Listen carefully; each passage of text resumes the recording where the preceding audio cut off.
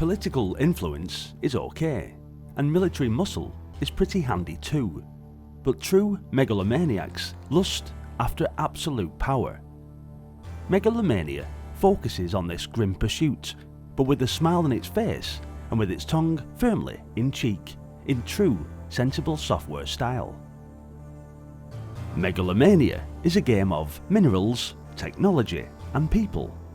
Minerals are what's used to build weapons with.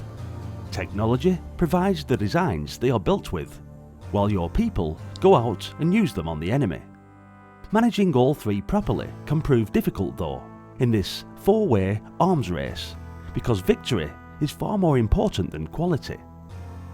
Each one of Mega-lo-mania's 28 islands is divided into sectors, and it is here that the minerals come into play, because only one warlord can control a particular sector and extract minerals from it. And because each sector has different minerals, controlling the ones with the best range of elements is important. Without minerals, you cannot develop weapons, and without weapons, well, your history. We've conquered the sector! We've won! Technology is the driving force behind Mega-lo-mania, and man's trip through the art of destruction has been split into 10 different tech levels. At first, you can only use sticks and stones to break bones. Sticks and stones may break my bones! That is the first sensible thing you have said all day! But as the little people gather more minerals, they make scientific breakthroughs and so advance through technology.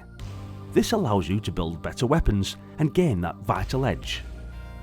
We've nuked them! If you've progressed enough to have invented a cannon, then a guy with a stick ain't much hassle. If, on the other hand, you've got a nuclear missile, the man with the cannon's dead meat. Reminds me of something Sean Connery said in The Untouchables. He pulls a knife, you pull a gun. He sends one of yours to the hospital, you send one of his to the morgue. That's the shotgun. The people you command are stupid, and left to their own devices, they'll just collect rocks or sticks and reproduce. It's how you use them that matters. Where, when, and for what task. That seals your fate. They can be left in the tower at your home base to procreate, or go out and mine for minerals, work in factories building weapons, research the new battle systems, or go to war. You want to come on my side? If you make the wrong call, then an aggressive enemy will simply sneak in an early attack with basic weapons, while you are labouring away on the high-level stuff. Alternatively, low-tech equipment often proves to be all but useless when up against high-tech defenders.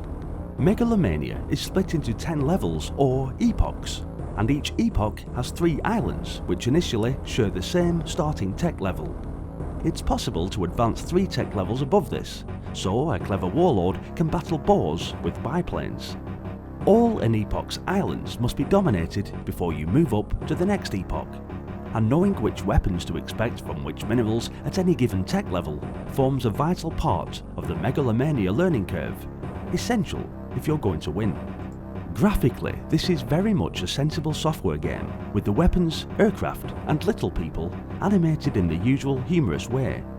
Yet, although they dominate 2/3 of the screen, they only serve as a visual shorthand to relate important information graphically. The game is won or lost with the icons, the miniature map and your fellow Mega-lo-maniacs' faces. Icon systems have to be designed with the player in mind if they are to work well. Mega-lo-mania's control system is clear, intuitive and witty, each icon leading logically to a more detailed breakdown of what's happening in the area it commands. These controls are also reassuringly constant, with the right button increasing manpower commitment to an icon, the left decreasing it, which is just as well, as the clicking soon becomes frantic. There's masses of sampled speech, all professionally recorded by radio actors who bring real personality and comical speech defects into play, and every time something important happens, the game tells you, personally. I particularly love the line, "The design is finished." The design is finished. Through all this though, it's not the effects that make Mega-lo-mania, it's the gameplay. Each island, tech level and epoch has its own tricks. As the epochs start to fall and the tech levels advance, more has to be done, but faster. Furious bouts of clicking, waiting and battling are necessary as the islands begin to get tougher to capture. The computer enemies get more devious, weapons take longer to build, and the islands themselves get bigger, offering more places to run and control for all parties. But the gameplay changes as mega-lo-mania progresses, and new tech levels are reached. Aircraft are the first quantum leap, because with an air force, you are freed from simply advancing and attacking enemies in adjacent sectors. Now you can fly planes to attack anywhere in the island world. Some islands aren't even joined by land and must be attacked this way. On these islands, there's a period of relative safety, when defences can be built and alliances made to ensure your survival. The initially slow pace is then suddenly drowned in a frenzied series of air attacks. When the tech levels reach the nuclear stage, the gameplay once again undergoes a metamorphosis. If you don't develop and use nuclear weapons first, then you're radioactive ash. It's a straight first past the post race, and even these bouts of brinkmanship, missile defence networks cut in, and the game takes on a far more serious hold. It's a stern test of pure power. Mega-lo-mania is contagious, a finely balanced test of logic and logistics. It grows in complexity without you noticing. The graphics give this tough, tactical test a humorous edge, which is further honed by the speech samples. We've advanced a tech level. They don't try to disguise the game's true nature. Strategy, not a god game, but add real personality to what normally is a dull genre. Mega-lo-mania pulls you in. Its neat, segmented nature means that islands can be played quickly and repeatedly, upping the pace and enjoyment.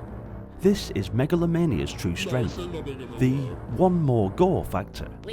When this is combined with a nerve-ending trail of technological carrots, jet fighters, nuclear weapons, spaceships, and toys that tempt you into yet more hours of play, then Mega-lo-mania becomes a ferocious strategy challenge, but contains an addictive arcade appeal.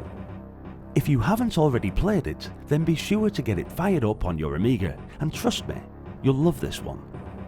Thanks for watching, guys.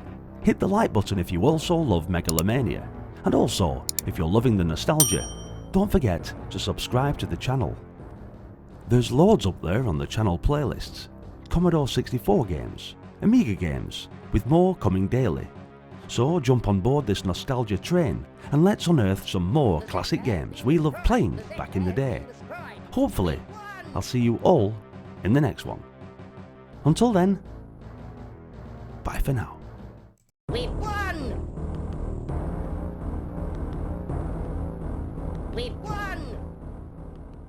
Just want to take a moment to thank the following patrons. It's massively appreciated that you're supporting the channel, covering the games we love. Stay retro.